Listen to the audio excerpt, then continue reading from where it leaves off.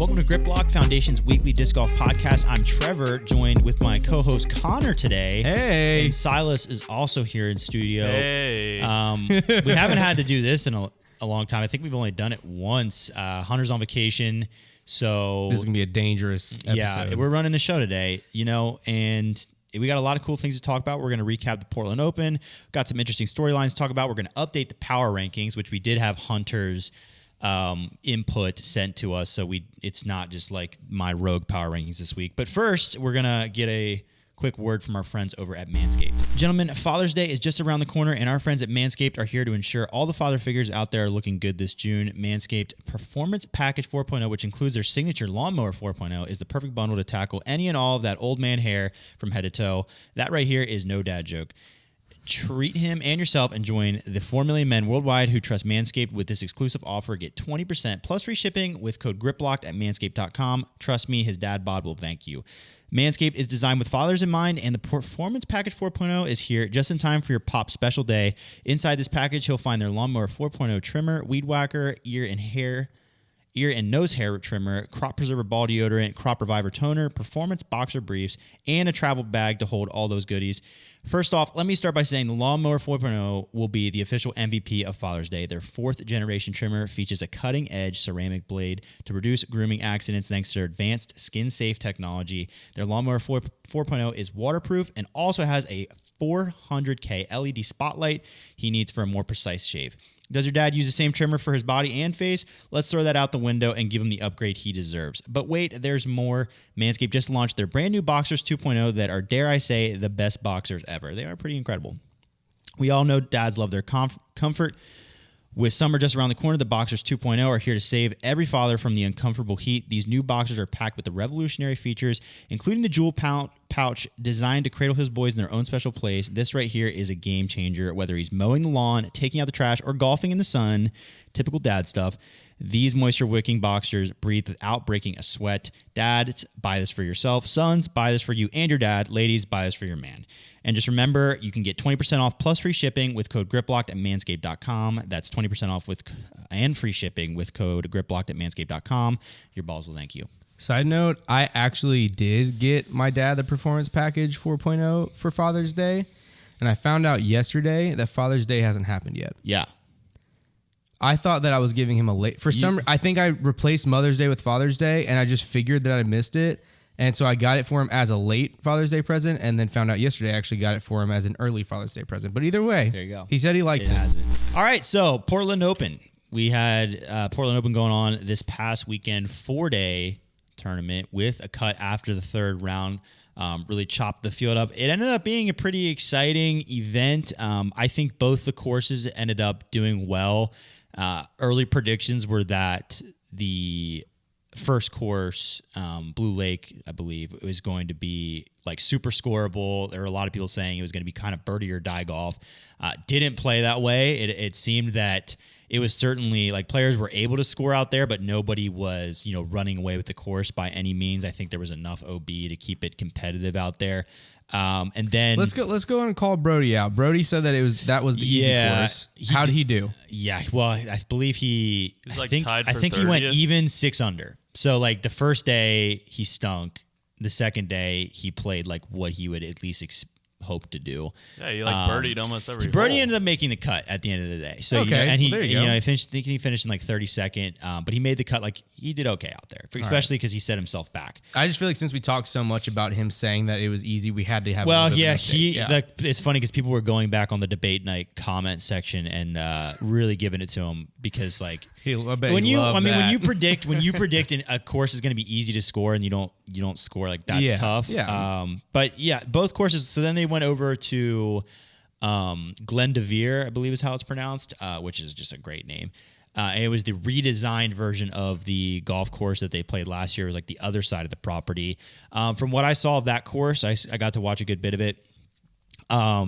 Looked pretty good to me. I think they did a better job this year of making tee shots a little more exciting. I think last year, like golf courses, the greens are always going to have a little bit of flair to them because you have the bunkers, the mounds around the green that you can kind of use to your advantage to make those approach shots a little more difficult. But I think that the last time the problem was all the tee shots were like they almost like started with a little bit of trees, but then they were just like fairway after fairway. I think they got a little more creative this year. There were some really cool holes that I saw, some really well designed holes. So I think the course looked good. It looked very pretty on camera. That is the one thing about golf courses; they're so well manicured, and being in Portland, it's just like gorgeous up there. I was gonna ask if it felt like, because I didn't get to watch the tournament, but I've seen highlights from it because I had other stuff going on this weekend. But did it feel like other golf courses on tour? No, well, that is the one thing about having an event when you have a golf course that's in sort of a unique geographical location like Portland, and Vegas has this advantage too. Because like, let's say when they play Emporia Country Club, and don't get me wrong, Emporia Country Club is a well-designed course. There's nothing wrong with it. But it's just going to look like a golf course because there's nothing that crazy geographically about Kansas, right? Yeah, it's flat. that's true. But when you're in Las Vegas in the desert, or you're in Portland and there's giant trees and you kind of have that, Northwest, climate and terrain, you get a little more. You have a chance to have a little more of a unique feel. So yeah, that makes sense. So it looked really good. It's a nice course. I thought it was designed pretty well. It seemed like it also played really well tournament wise. The scoring separation out there was out there. The leaderboard was pretty it's also tough because like the field is so incomplete right now. No Ricky, no Chris, and no Eagle, so it's weird looking at the leaderboard, seeing like the names that are at the top, because like normally you look at a course that's new and like our litmus test is like, let's just see if those top guys that we know are the best rise towards the top, and as long as they're up there, you can, unless something crazy happens, you're typically going to see the better players rise to the top, especially in a 4-round event. Yeah. But so it's a little bit different to gauge that right now, but I think that the courses seem to me like they played pretty fair. But in any case, it ended up being quite a dramatic finish. So in the MPO, you had Simon Lizotte, the red hot Simon Lizotte, and Garrett Gurthie kind of broke out of the pack as well. And they were kind of going into the last round.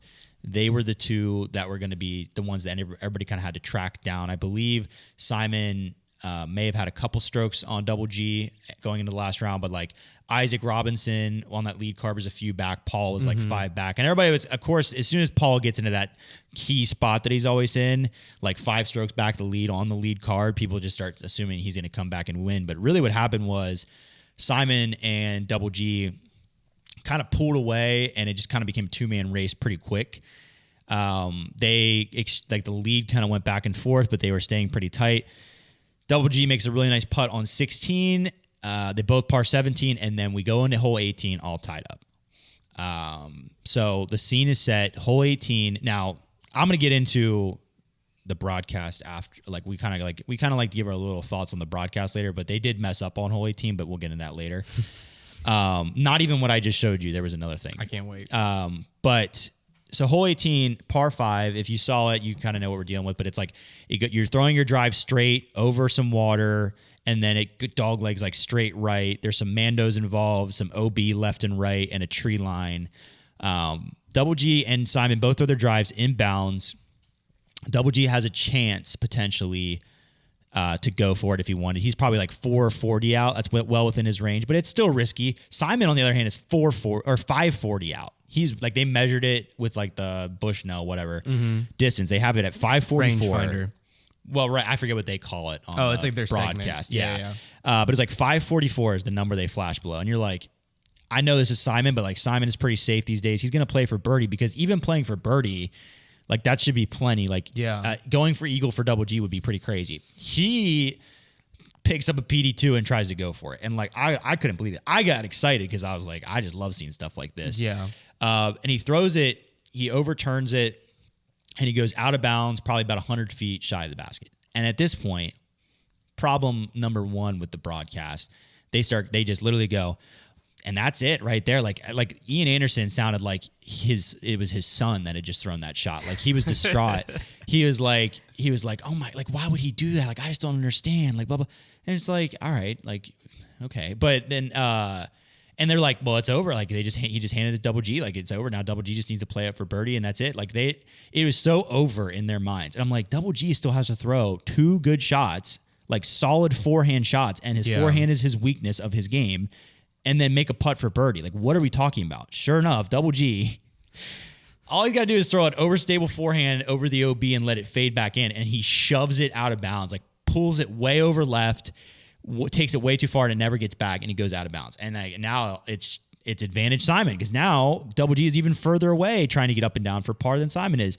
And like I couldn't even believe he did it. I was shocked. I knew like there was a chance, but I was like, surely he's gonna chip this and be fine. Mm-hmm. Out of bounds. I feel like that would be pretty easy to do, honestly. Under that much pressure. Yeah, no, certainly. But it's a difference between like there are certain players who are like used to being in that winning crunch time. Double G is really not there a lot, and that's not his strongest shot. Right, it's a big moment, and then Double G doesn't get up and down, leaves himself a long putt, misses it. Simon jump putts, taps out. There it is. Like it all happened really fast. Yeah. So Simon takes it down, second straight win. And I gotta say, Simon Lizotte is at this point looking incredibly dangerous. I was so excited, but I tried to calm myself down last week whenever he won. Yeah. Because I was like, oh my gosh, Simon might be like in the running, like in disc golf again. And because I love that time period of Simon being in there, because I think he's such an exciting player. He's an exciting player with a great personality. He's just an extremely watchable disc golf player. Mm-hmm. Like he's so much fun to watch. But I thought, I kind of assumed that last week was a fluke. And I think that this proves that it wasn't. Yeah, and like he might be back. It's funny because even like we say like Simon being back, but like even when he was in his prime, he really only had like 2 big wins ever, and he's now won 2 Pro Tours back to back. Like this is unprecedented, Simon. I think the thing was he used to be, if not on lead cards all the time, feature cards all the time. He got a lot of feature cards. And because of his injury, he wasn't as, he was more in the YouTube game, which is fun because at least his fans still got to watch him. Yeah. But we don't see him as much anymore on lead cards or on feature cards. It used to, back in the day, every lead card was the same group almost. Yeah. And Simon was typically in there. Well, it's an interesting thing because like if you're a post-produced coverage company, like of course you're gonna want your lead card to be like the big guns. Like I'm sure they had some pool on the tournament director and like, hey, this is who we want on our lead card. It's like, do you mean feature card or the feature card? I was about to say, yeah, you're getting some real conspiracies. Yeah, no, they start fixing stuff, but it's been a crazy run here for Simon, and he's been solid now for quite a few weeks in a row. It is so funny that like.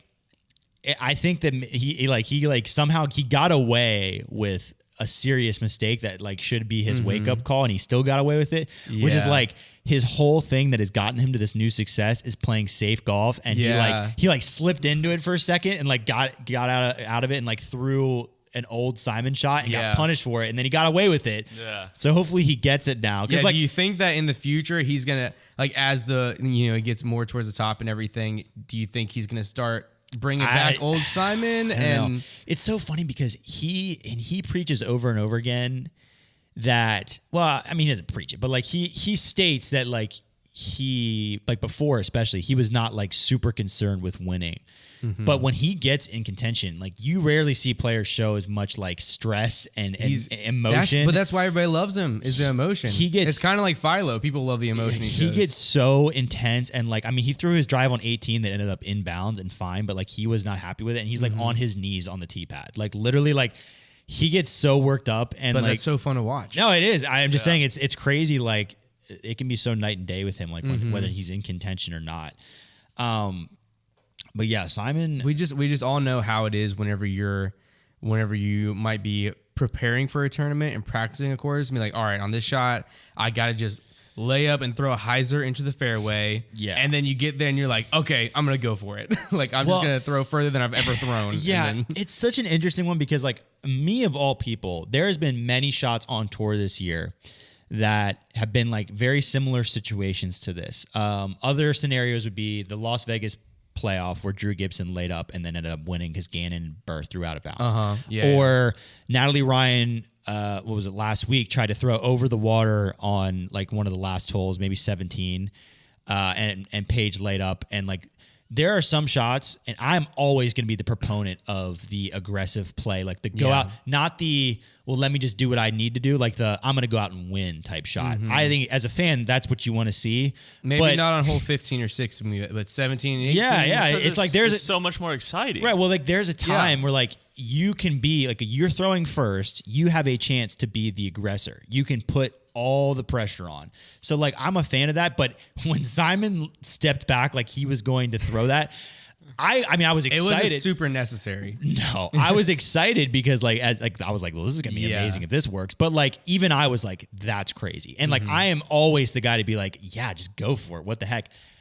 I was even like, what? Like there is just no rational reason to. He might have just felt like that was his highest percentage like if shot. you gotta watch that shot, maybe like, he there was no chance that thing. Yeah, like it was 544 feet. It had just started raining pretty hard, and I was about to say maybe he just didn't feel like, maybe he was a little bit nervous, didn't feel like he had the finesse. But it's Simon, the trick shot king. He has the finesse. He had to like flex this giant anhyzer, get it really far right into like past the tree line and get like it was tough. There's OB everywhere. Like, I mean, it was a crazy throw, but I mean, he gets away with it and we move on.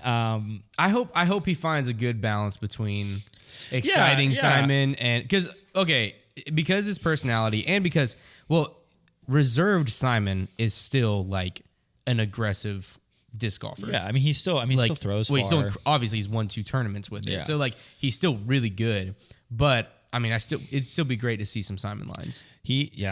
Well, did you see that one that he threw he just like threw around the tee pad, like off the side of the tee pad. Yeah. Like through literally some was trees, like lining up his shot and the camera people crazy. were like standing right where he was about to throw. And I was like, are they going to get out of the way or? Yeah, no, I mean, he definitely still picks out some pretty exciting lines, but I mean, I'm happy for him. I'm glad he's like finding his competitive stride here. And I'll tell you, like right now, he seems like the guy to beat as far as who's healthy and out on tour right now. I mean, certainly. Other kind of storylines from the MPO, you have Paul Macbeth still kind of falling short. I thought this was going to be it. You also, I think, thought so. We'll go over our prediction points. We're gonna probably have to go back over it maybe next Monday when Hunter's back in town because it'll be easier to do it then. I know we don't have a preview show this week, but we'll make sure there's an update. I just wanted to look and see. I can't remember what my pitch was. We didn't. I don't think any of us did significantly well. I mean, I know I had Simon in my top 3 at least. I had eggs, 2 avocados, granola bars. Oh wait, that was my grocery list. Nice. But I mean, I don't even think I had any of, like, my FPO was pretty bad. What did you have? Paul, Calvin, Gannon? Yeah. I mean, I had Paul and Calvin in there. So. Gannon was up there, though. Yeah, he was like close. 5th. Gannon was close. But, so yeah, Paul, we kind of thought the magic was going to come around. He was only 5 back. I didn't really ever think he was going to catch up to the lead. Like 5 I saw your tweet about if he comes back and wins, you'll shave everything but a mustache. Right. And, like, I didn't really think it was going to happen because not only was he 5 back, but, like, if it was just double G up there that he had to catch, I would have been like, ooh, this is certainly possible. But Simon has been good, and he just won, so like it's not like he's brand new to the crunch time. So I didn't really think he was going to catch him. But something that's interesting is his putting has just been going through woes. He was 48th in C1X putting, which is just awful for him. That's not like him. And the interesting thing about it is he changed up his putting form again. I kind of like subtly noticed it when I was watching, but I didn't really like because these days he changes up his putting form. Did it go down on Hyzer? Well, they announced that he was changing. Yeah, so they talked about it on coverage. So was it going down on Annie? No. Whenever he goes down on Annie, he's gonna miss. Yeah, no. So what he did is apparently he saw the way he putted like back in 2008 and is kind of trying to replicate it. So he's starting lower and he's going down with more of a straight arm. He's not as bent. He's more of a straight arm. And yeah, there's a little more of a pre-shot routine going on. It finishes similar, but the pull down is quite different. And I mean, it didn't work. I mean, it's, you know, I have to say, anytime you're in a place where you're changing your putting form, your putt is usually in shambles. Well, because you don't have the confidence, too. Right, that's what I'm saying. Yeah. Like, if you're changing your putting form mid-season, you can't expect to go out there and just putt lights out, I don't think. So, like, that's not shocking. But at the same time, he's in a difficult spot with the putt, I think, because and this is how golf works. But when you become a player getting towards the second half of your career and you had such a dominant stretch, and like there were times in Paul's career where he just was not missing putts like at all. Like he was just money from everywhere. Within 60 feet, you were just seeing highlight putts the whole round. And he himself has admitted that like he was like how good he was back then, and like if I could, he said like if I could just find that putt that I had back in 2015 or whatever, like it would be over. But when you have that knowledge in the back of your mind, like you and I, we have the knowledge knowing that we were never that good at putting, so that helps. But when like I'm the best at putting right now than I've ever been, and I suck. Yeah, I could probably say the same. But when in the back of your mind, like there was a time that my putt was so good and all I have to do is just find it. That's tough. That is like torture. And that's why you're seeing him try all these different things, is I think he's just trying to find that dominant putting stroke. And it's almost like at some point you just kind of got to settle in on the one that works the best. Because like his putting has just been so streaky. Because when he's on, I mean, it just seems like, well, he's not missing from anywhere. But yeah, he like cashed that 60-footer on hole like 16 or something. Yeah, like that. He had a pretty sick one, but yeah, it's okay. He'll find it. Again, remember we talked about it. This is what happens. I'm starting to be convinced that he's going to win USDGC. Yeah. And he's going to win Worlds.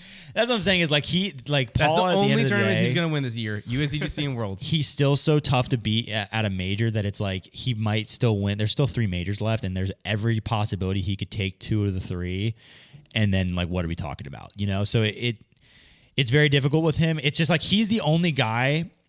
He's really like, because like Calvin and Ricky and Chris are very consistent typically. Calvin can be a little streaky. He came in 19th this week. It wasn't great, but he's had like those guys. I feel like Paul is like the one guy who's like a top player that's a little streaky. Not even necessarily with his finishing place all the time, but just his game in general. Because a lot of times, like this event, he came in I think 5th, and like he was a little all over the place. And like that's just kind of like his MO lately is like his rounds. Like he shot hot round in the 3rd round, but like interesting. He tied for it at least, but like he can just be a little bit all over the place. I don't know. He's got some things to figure out. Sometimes he seems very event to event, but then sometimes I guess it's round to round. But yeah, I don't know. He's going to be interesting to track because he is this point, like he's had slumps before, but this one he's really skidded down the world rankings. I mean, he's in 5th now. Like he's getting nearly caught by Simon. Like this is one where it's like getting really interesting. Like, wow, how far will he drop before he kind of can figure it out? He likes that comeback. He does. And European Open, I mean, he's got a little over a month now before that comes into play. I mean, that's like his event. Like he will be very hungry to win that event. So I'll be curious to see. We still have I can't wait to watch that. We still have the Preserve before that and Idlewild. So, it'll be interesting to see if he can kind of find it. Another thing, Isaac Robinson had a 3rd place finish. Really nice event. He was in contention for a while. Quietly having a decent season, Isaac Robinson. But moving on to the FPO. FPO was not close. Valerie Manjano dominated, ended up winning by I believe 9 strokes. I think. Somebody predicted that? Did Hunter say she was going to win? I hope not, but I think Hunter might have said she. No, not for the win. I think he might have. No, he's crazy if he did that. Maybe not. Maybe don't not, even speak. No, that. I won't. I'm not going to speak that into existence. Yeah, she dominated. I mean, she was 1st in C1X putting and 1st in fairways hit. And I believe she was 2nd in C1 in regulation. If you're hitting, and she was 1st in C2 in regulation. So if you're getting in the circle better than anybody else in regulation, and you're making your putts in those circles better than everyone else, guess what? You just won. Yeah. And then you're also hitting the fairways, which means you're not going OB. If you can throw well and putt well, you're going to do great at disc golf. Yeah. Shocker, right? Valerie Manjano is. I'll just mention Owen came in 2nd and Kat came in 3rd, but it wasn't close. Like I said, she built that lead pretty quickly, and then it was just kind of like, I think Hunter had Owen in his top 3. Oh my gosh. It was kind of just like, is she going to hold on, or is she going to like leave the door open? And her 3rd round was very important because she just kind of stayed right where she was able to make some key birdies and kind of pull away a little bit. But Val, like, I mean, you watch her highlights, her angle control is just really good. She's not as far as a thrower as a Paige or a Kat or even a Kristen. And I think that is where she can have some struggles out there on the course, but I think she's learning to really control her angles and use flippy discs. I mean, I saw her throw. There is this highlight. I posted on the foundation story. It's on the Pro Tour Instagram. But I mean, she had this hyzer flip that she kind of ran at the basket from maybe like 300 feet out and hit the band. And like this disc flipped so late. Like I love watching players. I love watching players who know how to use the right discs and will just see that shot and think, I'm not going to force anything. I'm going to throw something very flippy, give it hard with hyzer, and let the disc do the work. And it's just this slow flip to flat and turn. Like she does that. The late flip is the prettiest shot in disc golf. I think she does that hyzer flip just about as good as anybody on the tour. She's gotten really good with it. You can see, like, I feel like over this whole year, you just see her getting moving further and further and further up. And she's predictable, and she's going to do. It seems like she's just going to do better and better each tournament. Right, and I mean, she had the early win and didn't quite. It took a while for her to follow up on that. I think we all kind of jumped to the reaction that like, oh, she's part of the big three. You know, right now it's Paige, Kat, and Kristen in that big three. But I think what she's doing now is really cementing herself as like, I am the fourth option to win these events. She's been streaky at times, but she seems to be like, if she has a good weekend, she can beat anybody is what it seems like to me. Her game is really solid. She can score. She can putt and win. She's got a really nice spin putt. Very talented player. Glad to have her on Team Foundation, you know? Heck yeah. Big time. But yeah, the rest of the FPO field, it was another kind of just, you know, Paige and Kat didn't really make any moves, especially Paige. She kind of fell down the leaderboard a little bit. And yeah, it kind of was just, it was the Val show, honestly. Nobody really made any huge moves in the FPO, but moving on to just little broadcast notes, because you know I love hearing this part. We gotta have our 2 cents in the broadcast. We try to keep it getting Trevor down this road. Well, I don't really have a lot to say because I think it's all been said enough at this point. I mean, let it all off your chest. I got to interview Terry on my show this past week. A lot of people saw it, I know, so that gave me a little bit more perspective for like commentary and stuff. But at the same time, like, I'm sorry, but Ian and Philo, man, they just don't. They don't do it for me. Like, I don't think they're not good. I don't think they're good. It is what it is. I think they're too. If I can put it lightly, I don't think they're good. They're too lackadaisical. I just don't like. That's a good word. It's tough. But big issues that I had was number one, hole 18. Okay, hole 18. Like I mentioned, you've got Simon and Double G tied up. This is the most crucial event of the entire tournament. This is where it all comes down to.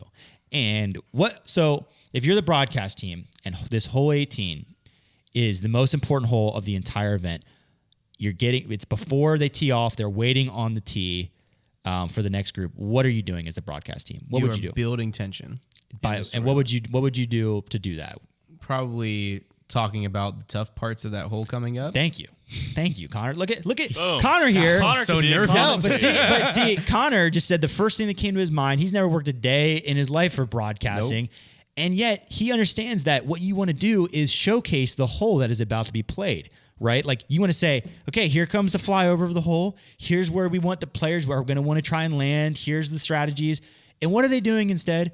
They're just showing a B-roll shot of the 18th green and talking about the playoff format. We're not even in a playoff yet. That might not even happen. Like, what are we doing? You'll have plenty of time after hole. If there's a playoff, after hole 18, you will have plenty of time to talk about how the playoff rules If you want to just like quickly mention, because it's going to take them forever to walk to that hole. I'm fine if you want to just quickly mention. Oh, and by the way, if this goes to a playoff, they're going to play a 1-18 repeating. Like that. If you want to just, I wouldn't have criticized them for that. But that took 2 seconds. They left it on that shot and just like, and it's like not even necessarily the commentator's fault because that's the broadcast team deciding that one. But I'm like, build some tension here. Because guess what happened? Here's what happens. They then throw their drives without any flyover of the hole, any explanation. And I'm now watching their drives fly thinking, is this good? Is this bad? Yeah, I have no idea. Not what you want to know whenever they're tied. And they land and I'm like, is that good? Is that bad? And Ian likely said, I think Ian did fine at saying, okay, this shot is headed to a good spot and then where it landed. But I had no context for where that shot was in regard to the rest of the hole.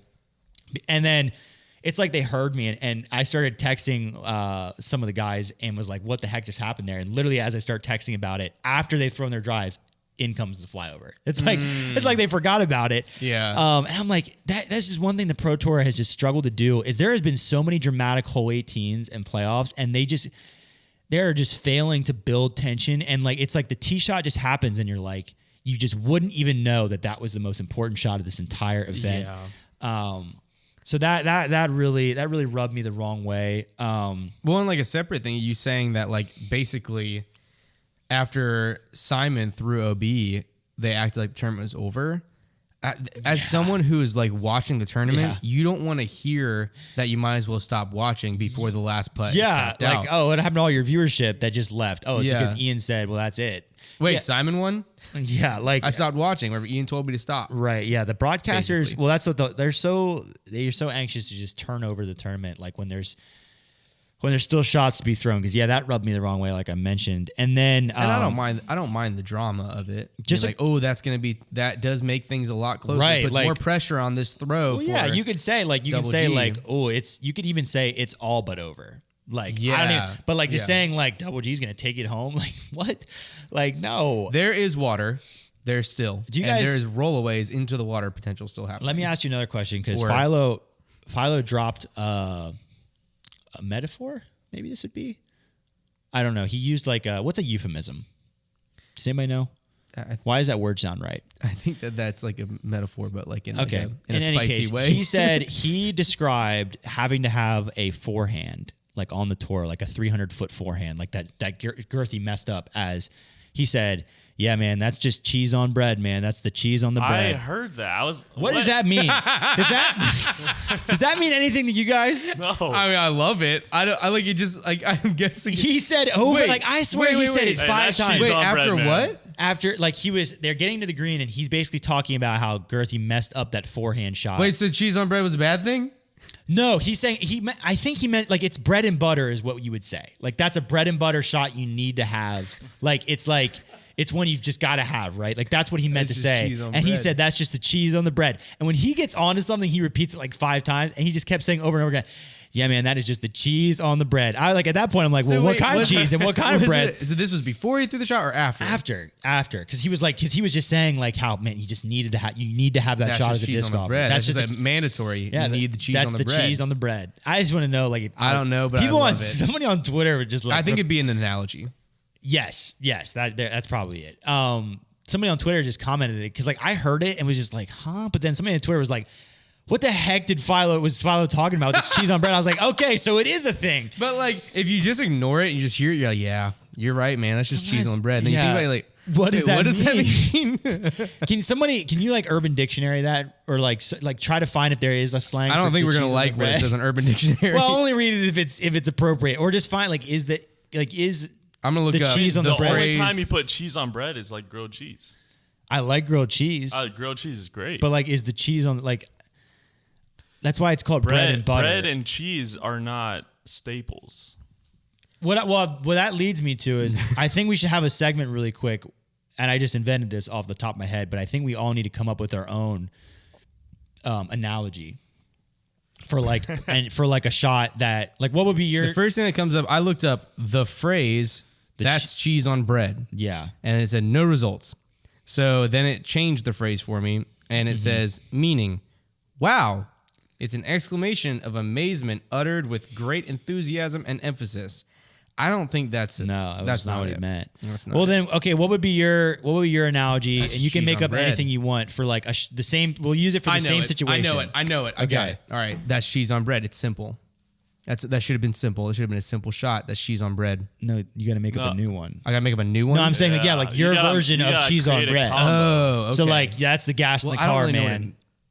It's not. don't It really can know be what it means, it can be anything you Just want. a new phrase. Well, no, like the normal phrase is like that's a bread and butter shot. Like that's that's like one you gotta have. So like, but apparently Like, you have that's to just also the have icing cheese on on the bread. cake. So like, yeah, there you go. Well, it's a little different, but Yeah. You know that one. That's just a spherical meatball right there. okay. I mean, I don't think that quite captures it, but Yeah, Right. it's, Or it's you supposed to be all meatballs are spherical. okay. We're gonna use that. I'm just saying That's just the sauce in the pasta. that's the sauce in the pasta right there. You gotta have it. Sauce in the pasta. Yeah, I like that. I think Something that that's the together. PB with the jelly right there. That's just it's the PB with the jelly.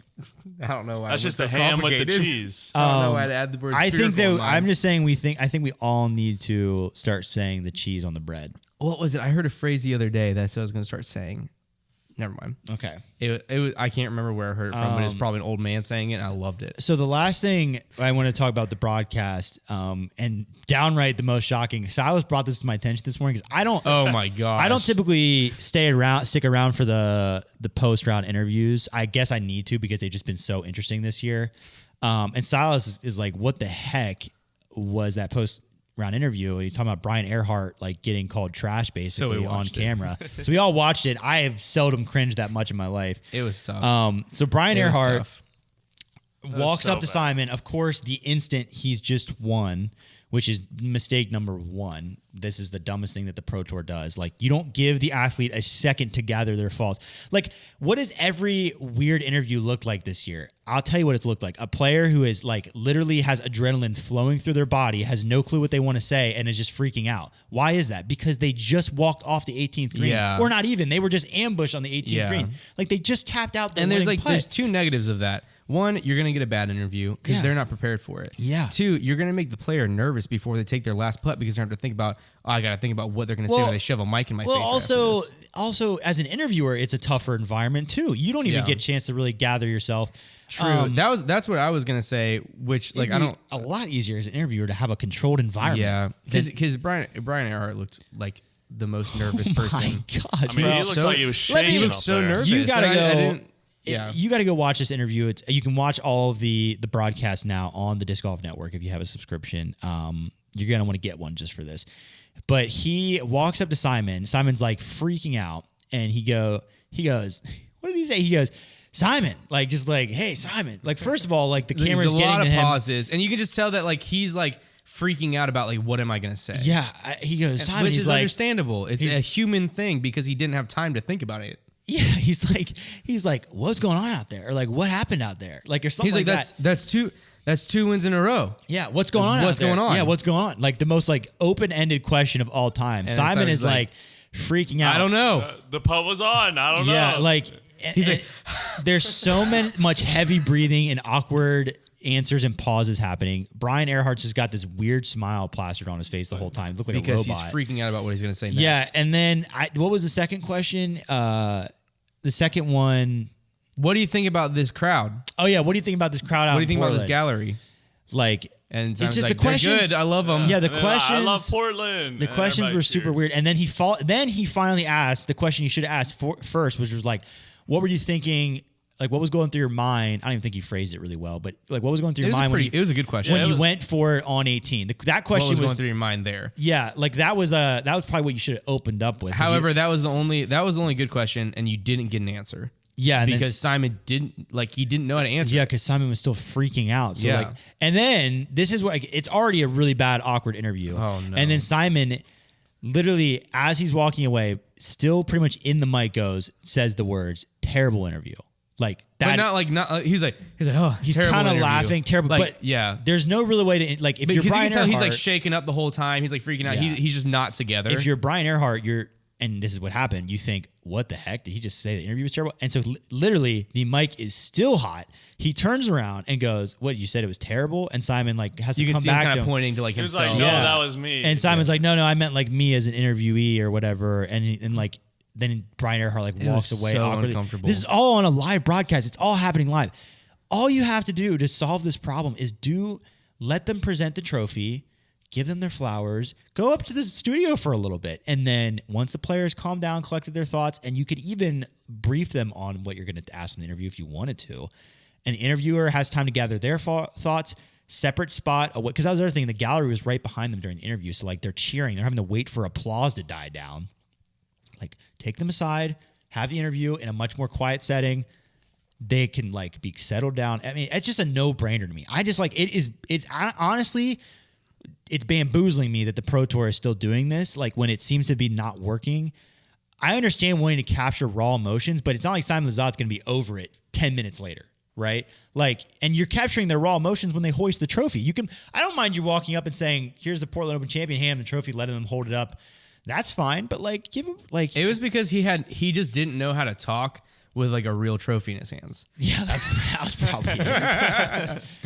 I just like it was the cringiest thing I ever saw. Like I couldn't believe what I was watching. So yeah, But it's okay though. It's okay. Like because that would have been. I mean, just think about how awful the live coverage was 2 years ago. well, That's why we talk about so many negative things because it can handle it because it's pretty good now. Well, yeah, it's only like the obscure things like interviews that get criticized at this point because it relies more on the Which personalities. are just baby sport things. Just baby sport things. Or a baby sport. My thing with the sport, Pro baby. Tour is like they are pretty good at taking feedback and changing things. Like they do that over and over again. So I feel like this is like it's already happened with Paige where the interview's been a little weird and shaky because like she just won.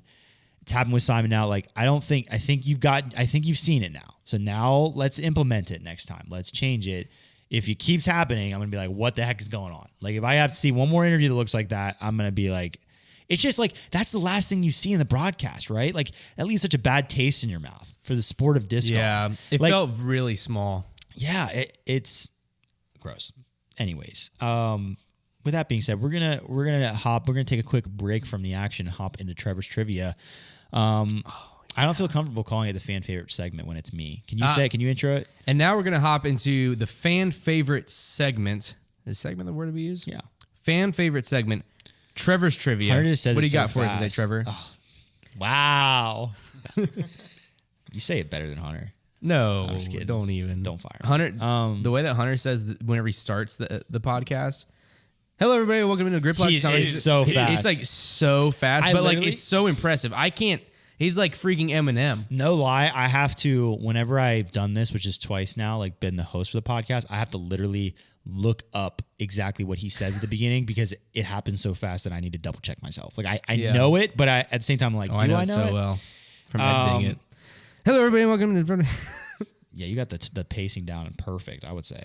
For He's trivia good today, at it, though. Just be clear, Hunter. We love it. I love it. we're going to be doing kind of a little bit of Guess Who /21 questions. Okay. Basically, what's going to happen is I'm going to think of a disc. A disc Love discs. mold, and then you guys are going to rotate back and forth asking yes or no questions to me. Are we working together?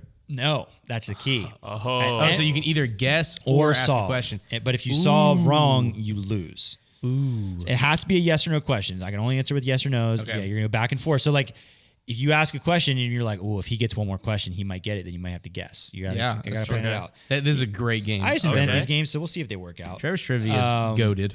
So I'm thinking of my disc. And we'll just switch off who goes first each time. Yeah, that's fine. We'll go like 3 rounds. We'll see how long it goes. All right, I've got my disc, and Silas, you can go first. Is it written on that paper? No. All right, good. Okay. No, it's in my brain. Is it a putter? No.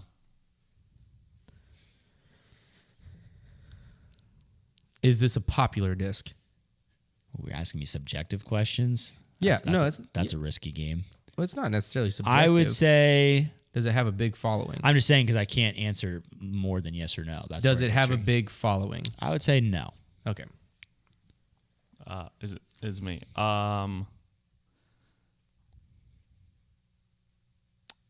Is this disc made in America?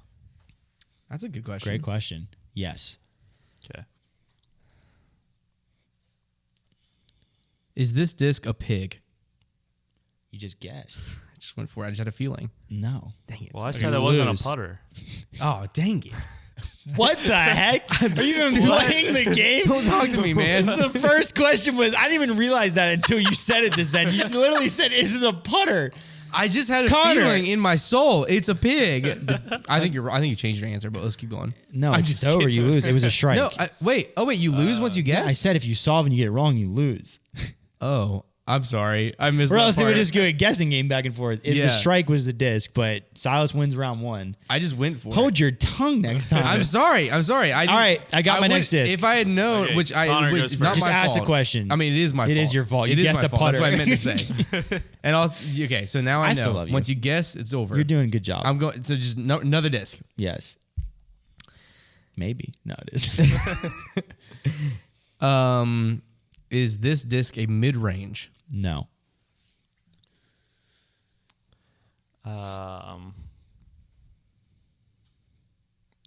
Does Paul Macbeth throw this disc? No. Is this disc, would this disc be considered popular, as in have a following? Nah. Okay.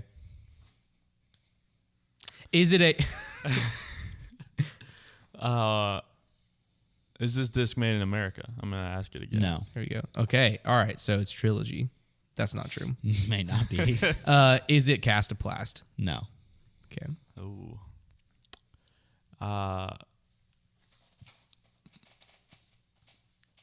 Is it Discmania? No. Is it trilogy?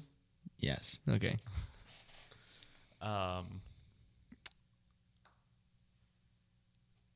Does We know what company it is. does Ricky Wysocki throw this disc? It's not going to help me. I don't know his entire bag, but I'm going to say no. Okay. Is it a putter? No. Okay. Okay. Have we ran this disc as a custom stamp? No. Oh, I would have some choices, and I would have had to guess. I feel Yeah. like if that was the case. Yeah, once you narrow it down too much. So is it a fairway driver? No. Okay.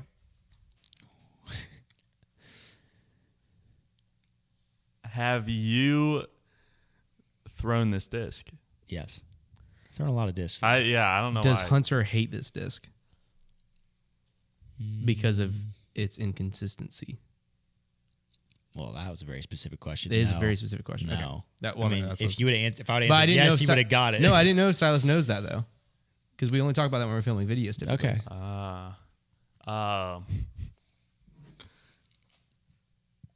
Does this disc start with an S? Yes. Is it a sheriff? Yeah. I mean, Silas, what are we doing? What are we doing? I guess because it's sergeant. Man. But yeah, I mean, oh my goodness. All right, both you guys have made crucial blunders. I didn't Round know, 3. I didn't know if no, Konner, I didn't do anything. No, because I knew that was more of like the three of us know it more so. I didn't know. No, I'm just saying you guessed a putter your first round. That was a crucial blunder. Oh yeah. No, So, I was I'm saying I was a stupid idiot. Crucial blunder round 1, crucial blunder round 2. I was just hoping that Konner would. was an idiot. Like, no. There's Well, it multiple wouldn't be a bad choices that were guess. S. but I'm what Not that I've really, thrown though. that are trilogy. Yeah, it's like that's the sheriff. Like it narrowed it right. down a little too much. All right, final round for all the marbles. Yours was a lot less stupid than mine, Let me Silas, so you're think. fine. You win in my book. All right. Let me think. You can of have the my point. disc. No, never. Okay, I've got my disc. Is it a putter? No, Is it a mid range? no, Wow, that's crazy. Is it Holy crap. discraft? yes,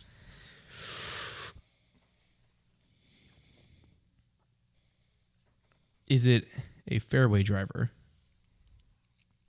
no. I believe it's a distance driver. Oh, I know what it is. No, I don't. Well, I just company to company. It's like I don't even know what they consider things sometimes. man. Well, then I know what speed it is. I know what disc is that speed, but I don't want to. Is it a 9-speed? No, No, I know exactly what speed it is. That would stump you. Is it a PM line disc? no. Okay, that helps me. That helps me. Man, I know exactly what it is. I think I know what it is, but I don't want to lose. I did it wrong. Guess, Silas. Is it an Undertaker? Nope. So now I get to just to go and ask questions It's until I get it over. right. You win. Yeah. Okay, you won. what do I get? Can I at least guess it? You Like can just for guess fun? it if you Is it a want. predator? No, Dang it it! was a scorch. It doesn't matter. I still win. It was a yeah, scorch. I wouldn't. I forgot the scorch existed there. I figured you guys would. Mm-hmm.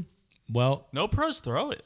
Sometimes whenever What? whenever you pick the disc, I know in my head exactly what it is, and I've been wrong every time.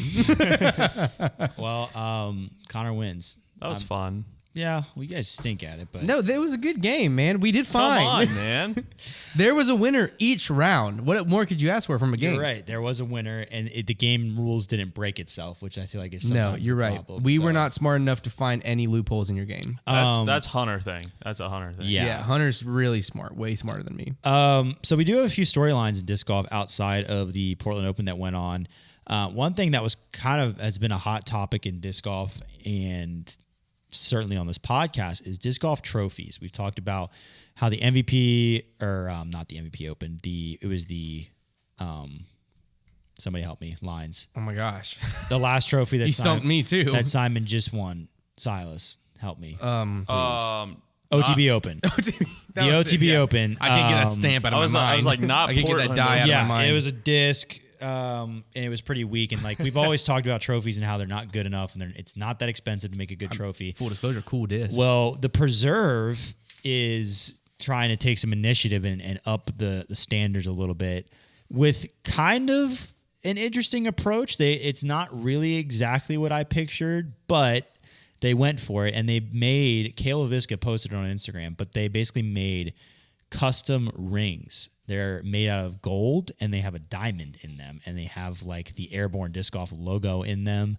So That's cool. So they took effort, and they're valuable. So like personally, I still think it's a little like, That's not really something that you hand to somebody after the round. It's like I feel but bad. you I could feel get like a cool like raising your I fist feel up like because the ring is usually what you get after the fact. yeah, to represent the trophy. Right. Yeah. So it's like, and I know people are probably like, "Are you kidding me, guys?" Like they put effort into it. Way cooler than a dyed disc. But yeah, like let me be, I give them credit, and you know what? It is a ring. The custom ring is cool enough Oh, that it's cool. you can build tradition around that. It's like, cool. when And you it- can display And, it. yeah, you Right. could have like a magnificent display trophy. Like Right. the trophy has the ring on That would it, be and that's cool. what you hand them. And then you just keep the display and just give them the So ring. I'm gonna give them. It's kind of a cool idea. I'm gonna give them credit because yes, they clearly put money and effort into this.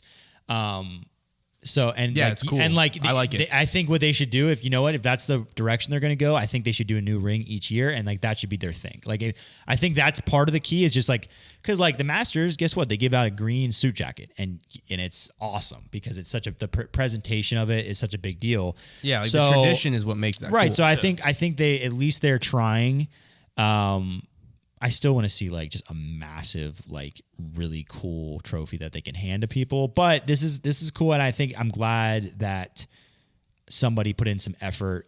That's what I think they should do, a big magnificent display that you hand them. That's that a has great the- idea. Or they should have like Kayla Visca like propose to them. Like That's a good idea. with the trophy. And like, you're now legally bounded to Caleb and Visca whenever you have win. to marry him. It's the rule. That's the rule. But yeah, I mean, They should do that for Worlds, like a Stanley Cup type thing. Like you Yeah. have to marry Caleb Visca at Worlds. I think Yes. I think the key is like there's been so much trophy talk though, and now that one tournament is like stepping up their game, I'm hoping that like all the other ones take it personally and like make it like a one up sort Yeah, of thing. They should. Because that's I think once the majority of tournaments get really nice big trophies and traditions, that every tournament is gonna want to like at least do as good as them. Like it'll become a bit of a standard. So we just need to kind of get it going. I think the Portland Open trophy, was it wooden? Yeah, it was like a plaque. It was pretty cool. Yeah. It was cool. The thing about the It was It looked like handmade. It Yeah. was like a wooden framed plaque that was really cool with a metal. Well, it's like a wooden Here it is framed right here. frame with like a metal plaque in there. that trophy is fine. I thought it was pretty cool. It's cool. It's original enough. It's at least big. It's something but different. Yeah, You know? that's It pretty doesn't cool. look like a normal trophy. yeah, yeah, so like that suffices. yeah. I would say it's not like.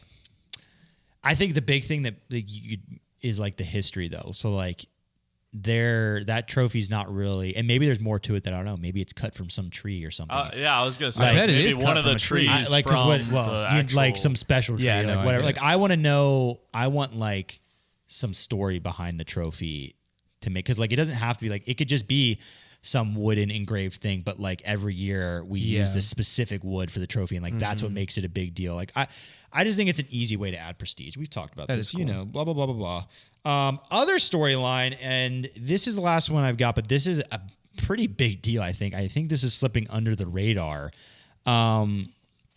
So a new deal was announced.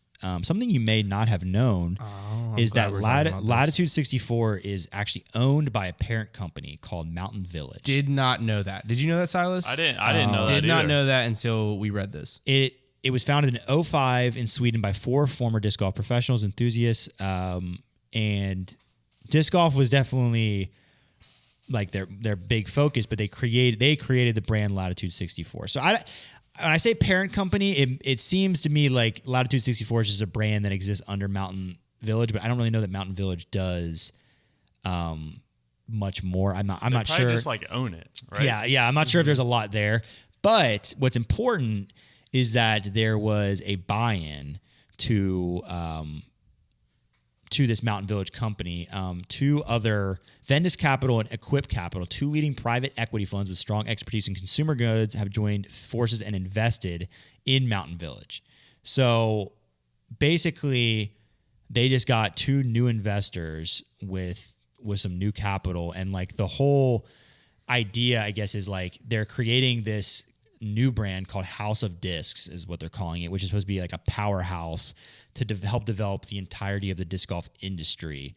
They're like this Vendus and Equip are now like the majority shareholders in Mountain Village, and yeah, apparently they've got a strategic agenda to build this company.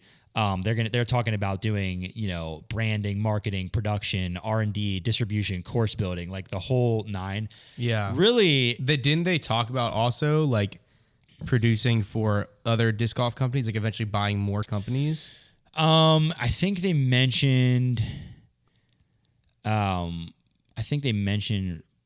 perhaps,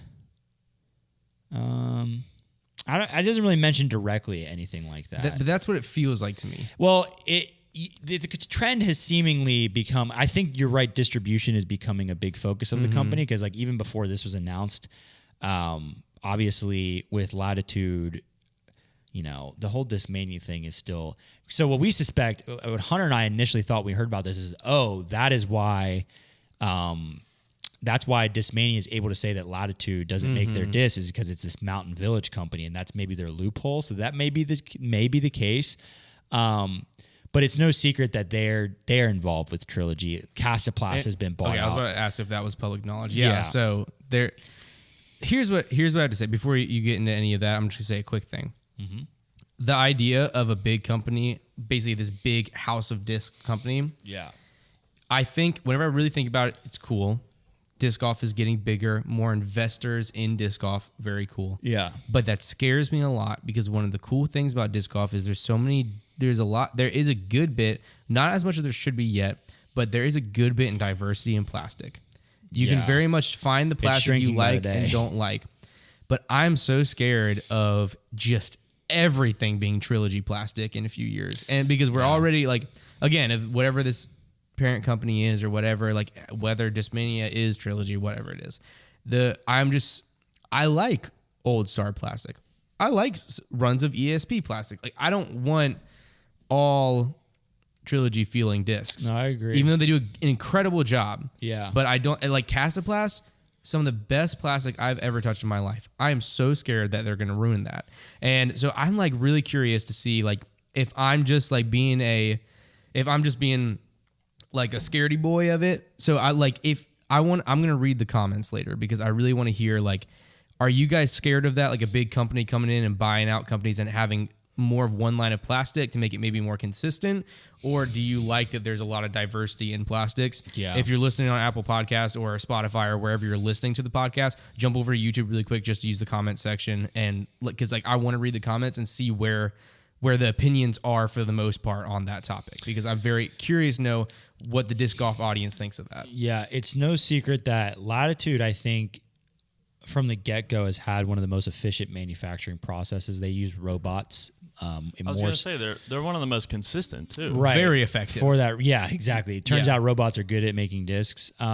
Say whatever you want about their plastic, but they do make a very consistent product. Yeah, their mold is great. So they seem to just basically get a big foot up on a lot of companies as far as how fast they can manufacture discs at a time where now this is a huge problem. So more and more companies are just like, they just know that their volume can increase so much, and Latitude is there to kind of scoop them up. It's very tempting, right? Because it's basically the same thing that's kind of happened with a lot of companies going to like Yikun Discs and some of the Chinese companies, because they just need volume, and they just know like they just need their brand name stamped on a disc. That's what it comes down to. Like I know people want the originals, but like we got to sell plastic.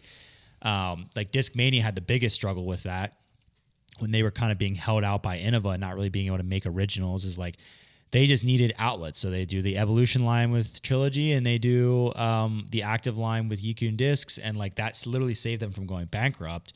And I see Latitude is really getting a foot up on everybody, especially in the European market. I mean, they're a giant. I think that they're just going to be huge. I think that a lot of people don't realize how big Trilogy is, but like, especially Dynamic and Latitude, they're both really, really big.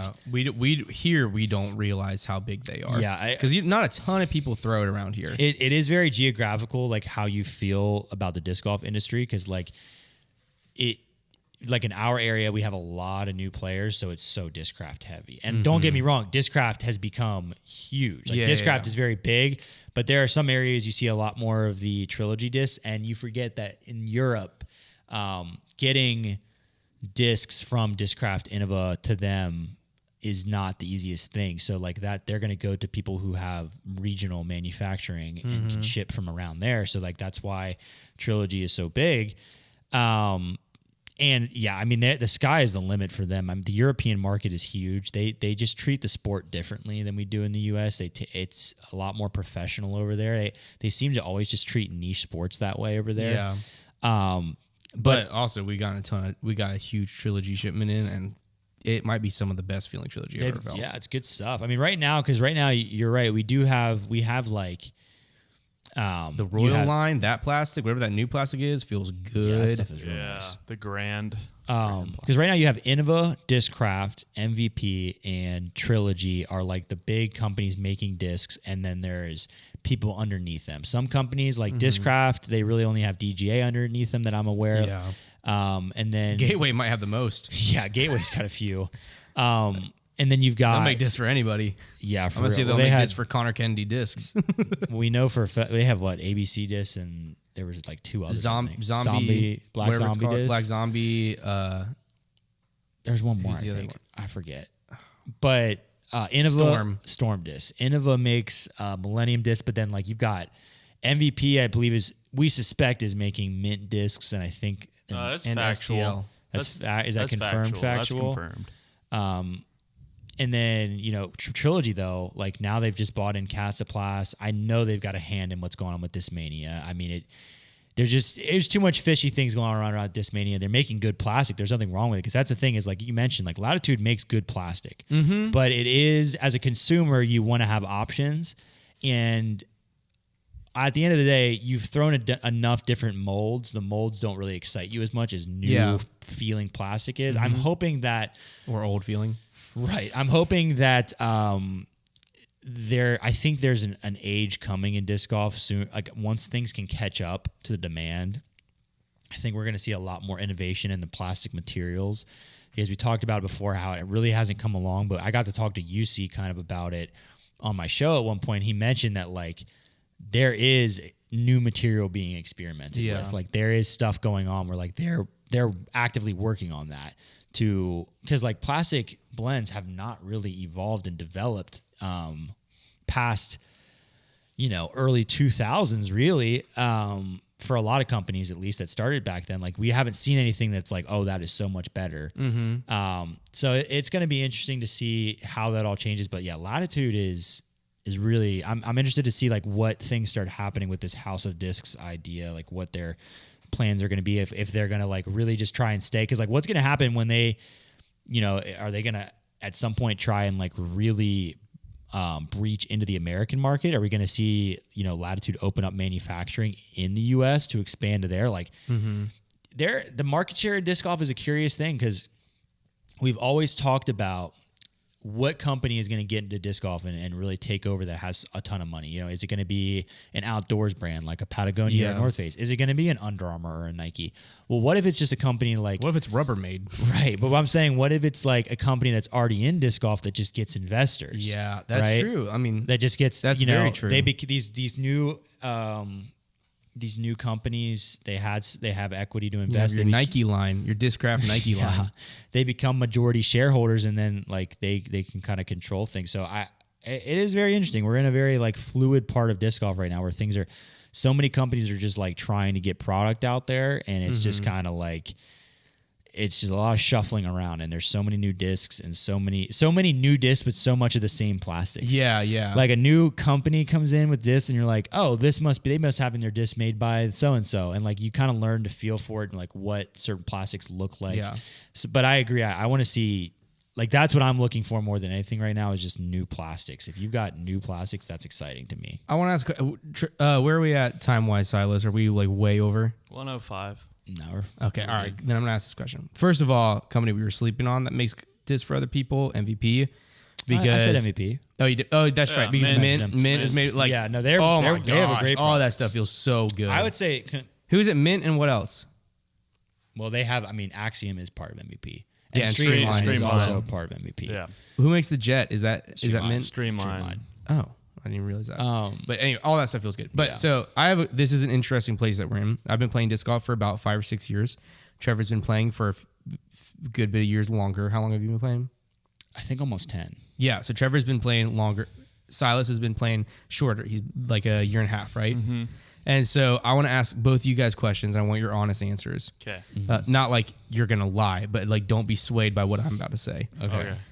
I'm torn as a disc golfer because I feel like the new age disc golfers are consistency in discs, because then you lose a disc, you can buy the exact same discs and fly the same.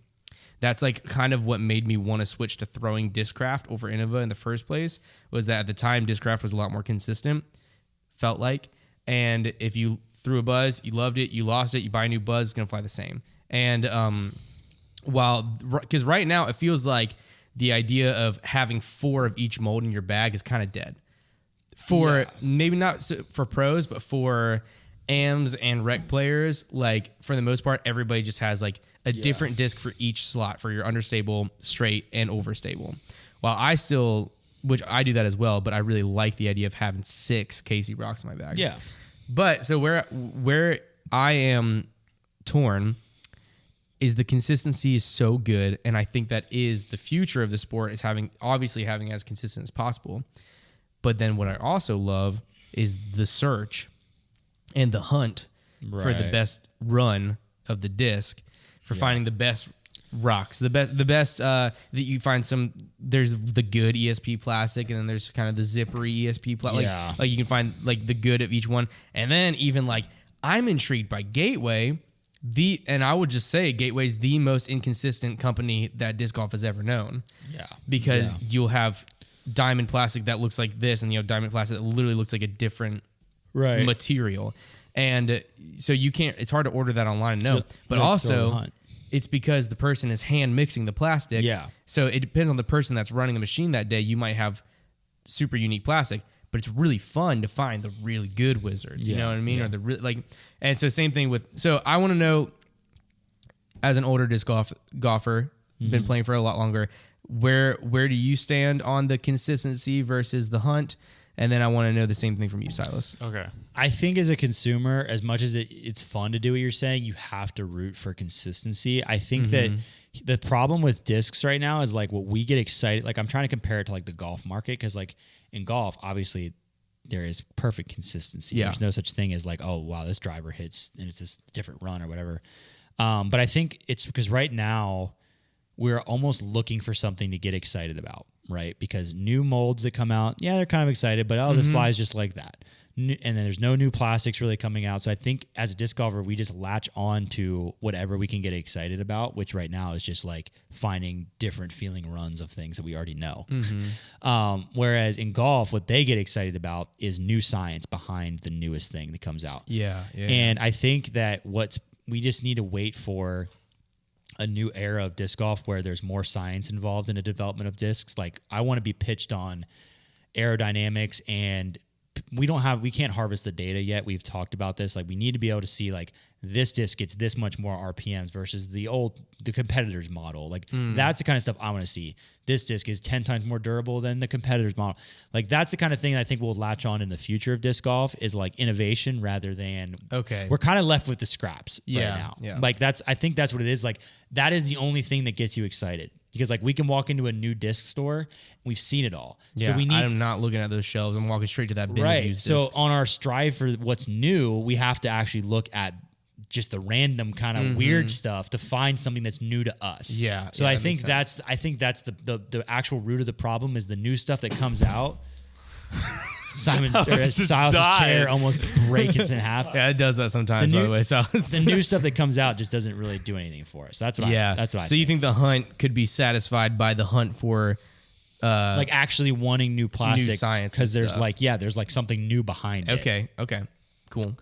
How do you feel about it, Silas? I think I love the consistency because I just want to be able to pick up a disc and know how it flies. Yeah, that's a hard argument to argue with. Yeah, I was just saying, it's such a weird, like, that's what I'm saying. I think we've just latched on to the one last thing we have that gets us excited about, like, new discs. Whereas, like, you can't rationally argue it as a consumer. Like, you should be able to buy a Destroyer and it flies the same. Yeah. And But also, because like, it's so frustrating. your science, I think we need just more people in the sport that are passionate about plastic and discs and kind of developing Oh, yeah. for disc golf. It'll come along. That makes sense. It'll come along. But that is a good point, Konner, and I think that we're just going to have to wait and see. Before the podcast wraps up, we're going to do a power rankings update.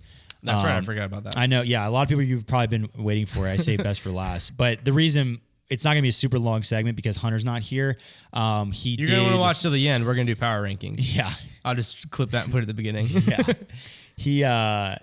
He sent in what he kind of thought about the power rankings. We kind of matched up. So we've kind of already delegated on it. So these are our official power rankings. We tried to get him on the podcast to share. We ran into a bunch of problems this it morning. was a whole Basically, me and mess. Trevor are stupid. That's we're it. idiots. Hunter doesn't like us anymore. Sorry, Hunter. But this is what we did. You feel free to go after us in the comments. That's what these power rankings are for. We stir up the Stir the pot. Stir the pot.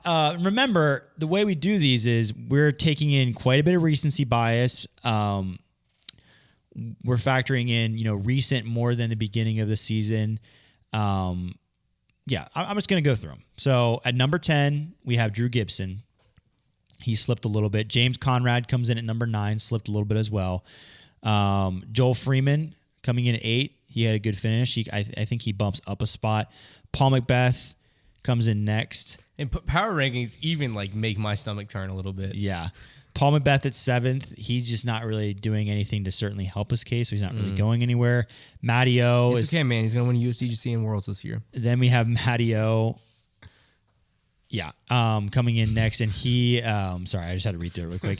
He kind of is just still doing his thing. Matty O is going to be the one in here that kind of frustrates me because I don't think he's going to win this year, but he's just going to keep Did he getting play top 10. Portland? Stay. Yeah. I think he had I think he just did meh. Okay. He's just kind of going to have decent finishes all year. Yeah. Then we have Gannon next. And then this is He's where kind it of gets chilling around there, right? Yeah, Gannon. Well, Gannon had another good finish. He came in solo 4th. He is. So we have here's the thing. I'm going to go ahead and read through it and then I'll explain. Yeah, so we have Gannon next, and then rounding out the top 4, we have Calvin at 4th, Simon at 3rd, Snuck in there. Rick in 2nd, and Chris in 1st. Wow. Simon at So third. here's our thought process right now. Obviously, there's going to be some people who are like, well, how is Simon not number 1? Well, I'll tell you how. Because he still has some shaky finishes on his record. We had a major so far this year, and he came in 35th. Like that has to show. This isn't the rankings from just the last week. This is going into the next event. Where would you put these people? Yeah. And Chris and Rick, if they were there, and if Rick was healthy, I would still have above Simon. Now, he does bump ahead of Calvin because way kind of his work right now is Chris and Rick, because they're not at events right now, especially Chris, they can be bumped. We are considering that possibility, but somebody needs to do something to do it. Now, Simon, the only reason he didn't bump them is because he was all the way in 10th. So we're moving him to 3rd. He's now in position. If he goes out and does something amazing again next week, he is right there to bump into those top 2 spots. Calvin was there. He was right there on the bubble. He came in 19th this past week. So I would say Gannon is also kind of similar on that bubble. I think he could jump Calvin potentially next week if he beats him. And he also, if he wins next week, could jump into that top 2 as well. So those guys are all kind of on the bubble, but we're not quite willing. Simon did just rattle off 2 wins. That's why he's jumping right up to 3rd place. He is now in very hallowed ground. Top 3 in these power rankings is no joke. Yeah. You can't forget that Chris and Rick, how good they are, and how consistent they are. So, but don't worry, those positions are not set in stone. They can be shifted if things change. But that's where we're at for now. Feel free to debate in the comments.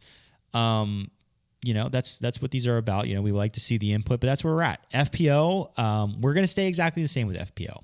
Kristen, Paige, Kat, Val, Missy for the top 5. Kristen being first, obviously. Now, Val and Kat is probably the only one that's a little interesting. Val obviously having won. They both have 2 wins on the season now. However, head-to-head, Kat has just been too dominant over Val. That was kind of the deciding factor on that. So that is kind of where that's where the power rankings are sitting for now. Nothing else really seems like it needed to change. But the MPO, we realize, is getting very difficult. It started out very easy. It is now starting to get very difficult. Simon is really throwing a wrench into things. So we'll see if next week he can capitalize and push into the top 2. I think it's definitely getting a little vulnerable up there, but that's where we sit for now. So deal with it. It's our power rankings. You can make up your own. No, but in the comments, let us know what you think. Is there anybody we're missing out of the top 10 or the top 5 for FPO that you think should be in there? Go ahead and just let out all your anger on Hunter and Trevor. We have. I'm on your side. Whatever you just wrote in the comments, I'm with you. Yeah, I hate them. We like unless to hear you input. love them, then I love them. We do have a system. We have numbers that we're using for these, but a lot of it. What we found out this year is look at all the other world rankings and look at those top 20s, top 30s, and tell me you don't find a problem with them. You're going to find a problem. So numbers aren't always the perfect solution. Sometimes you just need to have gut feelings. We have been taking those as fact, I feel like, but they're just also people coming up with them. Because it's sometimes something happens that you just don't have in the math, right? Simon won back-to-back. Is there a back-to-back multiplier in your numbers? Is that a thing? But it should be probably, right? So there are things that you sometimes just have to have gut feelings on, and it makes it a little more flexible. So yeah, that's the power rankings. What is this, week 3 of power rankings? I have no idea. I don't know. I think it's week 3, maybe week 4. But maybe week 4. Yeah, that's gonna wrap it up for this week. We had no Hunter this week. Let us know how it went, or don't. Honestly, if you're gonna hurt my feelings, don't be mean to Hunter though. He'll be. They're more likely to be mean to Hunter than to you. So. No. Hunter's on a well-deserved vacation. Leave a bunch of comments. You better be careful. He's gonna get mad at you. Do you think Hunter's gonna make it this far in the podcast to listen to it? Yes. Never mind. Yeah. Anyways, there will be no preview show this week because it's a Silver Series. Next weekend, it's the Beaver State Fling. Pretty cool Silver Series. Beaver State Fling is a really cool event. If you've never really watched that, if you're new to disc golf because it got canceled last year, go check out some old Beaver State Fling coverage. There's some really cool courses that they play. I believe they're going back to Milo, I would assume. Where's that at? Oregon. Yep. Okay. Yep. Staying up there. So no preview show, but we'll be back next Monday. And maybe next Monday we'll start our preview of some random seats here that we make a big deal about. Yeah, we mentioned doing that, doing a preview for a random event. But Hunter would be way too good at that, so we got to wait for Hunter. So we'll be back in a normal setup next week. We'll see you then. Love you. Bye.